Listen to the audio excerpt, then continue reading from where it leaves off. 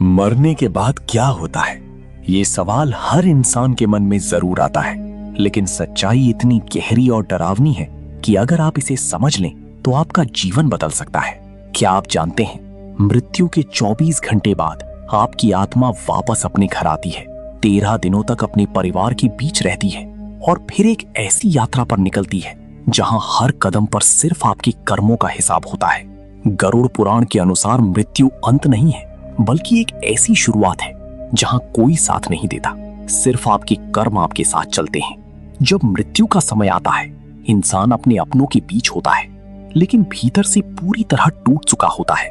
वो बोलना चाहता है, लेकिन आवाज साथ नहीं देती। धीरे धीरे शरीर जड़ हो जाता है, सांस भारी हो जाती है और हर पल असहनीय दर्द देता है। उसी समय उसे अपने जीवन के हर अच्छे बुरे कर्म याद आने लगते हैं और एक एक क्षण हजार बिच्छुओं की टंक जैसा लगता है। अचानक माहौल बदल जाता है, चारों ओर सन्नाटा छा जाता है और तभी स्वयं यमराज प्रकट होते हैं। विशाल काया, अग्नि जैसी आंखें, हाथ में दंड और पाश। उनकी उपस्थिति ही आत्मा को कंपा देती है। पाप करने वाला इंसान डर के मारे कांप उठता है। उसे समझ आ जाता है अब उसके कर्मों का हिसाब शुरू हो चुका है। जैसे ही प्राण निकलते हैं, आत्मा शरीर छोड़ देती है, अंगूठे के बराबर सूक्ष्म रूप ले लेती है। वो सब कुछ देख सकती है, लेकिन कुछ भी कर नहीं सकती। अपने परिवार को रोते हुए देखती है, अपने ही शरीर को पड़ा हुआ देखती है। तभी यमदूत आते हैं, उसे पकड़ लेते हैं, रस्सी से बांध देते हैं। 24 घंटे तक उसे उसका पूरा जीवन दिखाया जाता है। हर पाप, हर गलती, फिर उसे वापस उसके घर लाया जाता है। 13 दिनों तक वो अपने घर में रहती है, अपने परिवार को रोता देखती है, उन्हें छूने की कोशिश करती है, लेकिन कोई उसे महसूस नहीं कर पाता। वो भूख और प्यास से तड़पती है, बार बार अपने शरीर में लौटना चाहती है, लेकिन हर बार यमदूत उसे रोक देते हैं। इन्हीं 10 दिनों में पिंडदान के माध्यम से उसका नया सूक्ष्म शरीर बनना शुरू होता है। पहले दिन उसके सिर का निर्माण होता है, दूसरे दिन गर्दन और कंधे बनते हैं, तीसरे दिन हृदय का निर्माण होता है, चौथे दिन पीठ तैयार होती है, 5वें दिन नाभि का निर्माण होता है, 6ठे दिन कमर बनती है, 7वें दिन जांघें तैयार होती हैं, 8वें दिन घुटने बनते हैं, 9वें दिन पैर बनते हैं और 10वें दिन उस शरीर में भूख और प्यास उत्पन्न होती है। यही वो शरीर होता है जिसके सहारे आत्मा आगे की यात्रा करती है। अगर पिंडदान ना किया जाए तो आत्मा अधूरी रह जाती है और वर्षों तक भटकती रहती है। 13वें दिन आत्मा पूरी तरह तैयार हो जाती है और फिर शुरू होती है यमलोक की भयानक यात्रा। यमदूत उसे पकड़ कर ले जाते हैं। कोई दया नहीं, कोई आराम नहीं। रास्ता जलती हुई रेत से भरा होता है, कांटों से भरा होता है, ना पानी ना छाया। आत्मा गिरती है, रोती है, लेकिन यमदूत उसे कोड़े मारते हैं, घसीटते हुए आगे बढ़ाते हैं। कभी कुत्तों से कटवाते हैं, कभी आग में झोंक देते हैं और फिर उसे 16 भयानक नगरों से गुजरना पड़ता है। सबसे पहले आता है यमपुर, जहां चारों तरफ अंधकार ही अंधकार है।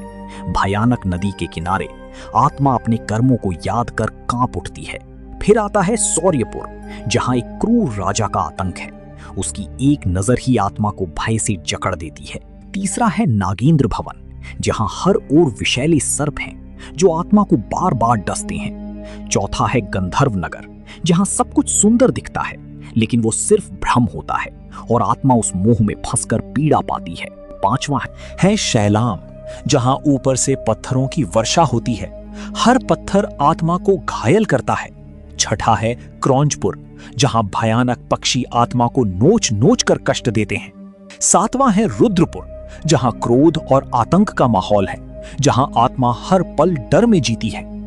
8वां है विचित्र भवन, जहां हर क्षण नया डर सामने आता है, कुछ भी स्थिर नहीं, सब कुछ भयावह। 9वां है दुर्गंध नगर, जहां इतनी भयानक बदबू होती है कि आत्मा का दम घुटने लगता है। 10वां है नानाक्रंदपुर, जहां चारों ओर सिर्फ चीखें सुनाई देती हैं, हर आत्मा दर्द में चिल्ला रही होती है। 11वां है सुतप्त भवन, जहां इतनी गर्मी होती है कि आत्मा जलने लगती है। 12वां है रौद्र नगर, जहां यमदूत और भी कठोर हो जाते हैं और आत्मा को भयंकर दंड देते हैं। 13वां है पयोवरण, जहां गंदे और सड़े हुए जल की वर्षा होती है जो आत्मा को और कष्ट देती है। 14वां है शीताध्य, जहां इतनी ठंड होती है कि आत्मा कांप उठती है। 15वां है बहुभीति, जहां हर दिशा में सिर्फ भय ही भय होता है, कोई रास्ता सुरक्षित नहीं। और अंततः में आता है धर्मराजपुरी, जहां यमराज का दरबार होता है। यहाँ आत्मा के हर कर्म का हिसाब होता है, हर पाप, हर पुण्य, और फिर उसे उसके कर्मों के अनुसार सजा मिलती है। इस पूरी यात्रा में आत्मा को वही भोजन मिलता है जो श्राद्ध में दिया जाता है, और हर कदम पर उसे अपने कर्मों का फल मिलता है।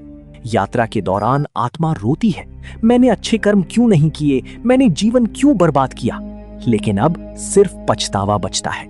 आखिरकार वो यमराज के सामने पहुंचती है, जहां उसके हर कर्म का हिसाब होता है, और फिर उसे उसके कर्मों के अनुसार सजा मिलती है, और अंत में उसे अगले जन्म के लिए भेज दिया जाता है।